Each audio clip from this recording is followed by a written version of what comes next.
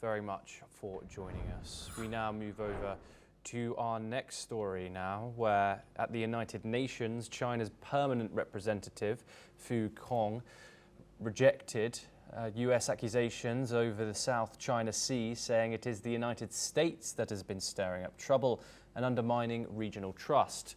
Fu reaffirmed that China holds undisputable sovereignty over the South China Sea islands and adjacent waters with what he called sufficient historical and legal basis.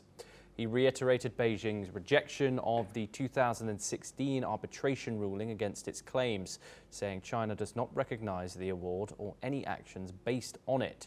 Let's listen in to what China's permanent representative to the UN said. 中国对南海诸岛及其附近海域拥有不可争辩的主权。中国在南海的领土主权和海洋权益具有充分的历史和法理依据。中方在南海仲裁案问题上的立场是一贯且明确的。中国不接受、不承认所谓的裁决，不接受任何基于该裁决的主张和行动。美国至今不加入联合国海洋法公约，但常常以公约法官的身份自居，对他国指手画脚、横加干涉，何其可笑！ Fu also criticized the deployment of US weapons and military operations in the region, calling them a threat to regional peace. We're now once again joined by Andrew K.P. Leung. Andrew, what strategic interests here might be driving the United States' criticism of Beijing's maritime activities? And to what extent are those interests shared by regional allies?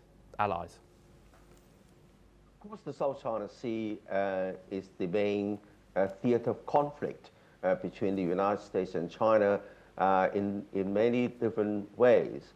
First of all, is the military containment of China, represented by the first island chain centered in Okinawa, the second island chain centered in Guam, with many American vessels, and of course the Americans' 7th Fleet is stationed in the choke point in Singapore, controlling the sea lane of communication from the East and South China Sea through the Indian Ocean to the rest of the world. So the choke point in Malacca Strait is an important stranglehold on the free flow of Chinese trade.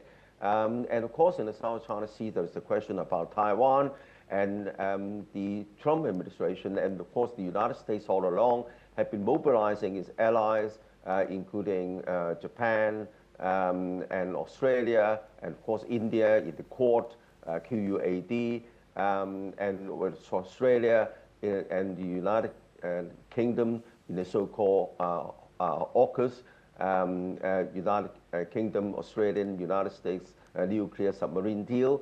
And more recently with the Philippines and as well as South Korea. So it's a kind of containment policy.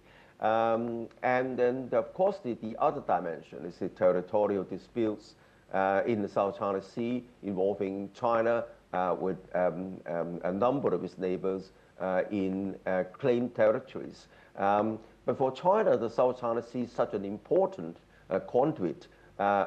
Its lifeblood, and so China is now building islands along the South China Sea, if you like, to safeguard its a sea lane of communication. So I think on many fronts, the South China Sea is very important, and of course the possibility of Taiwan veering off its tangent to declare independence, and that would immediately trigger China's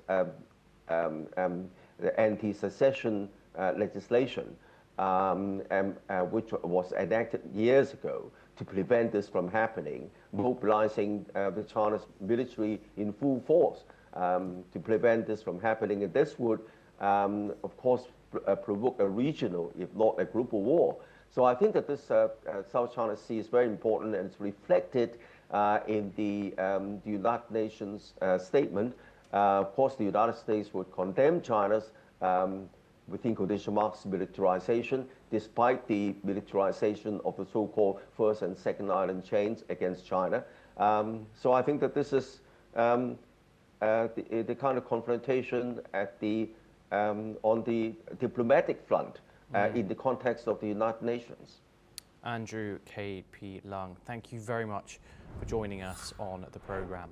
For our next story, we head over to the United States, where the Justice Department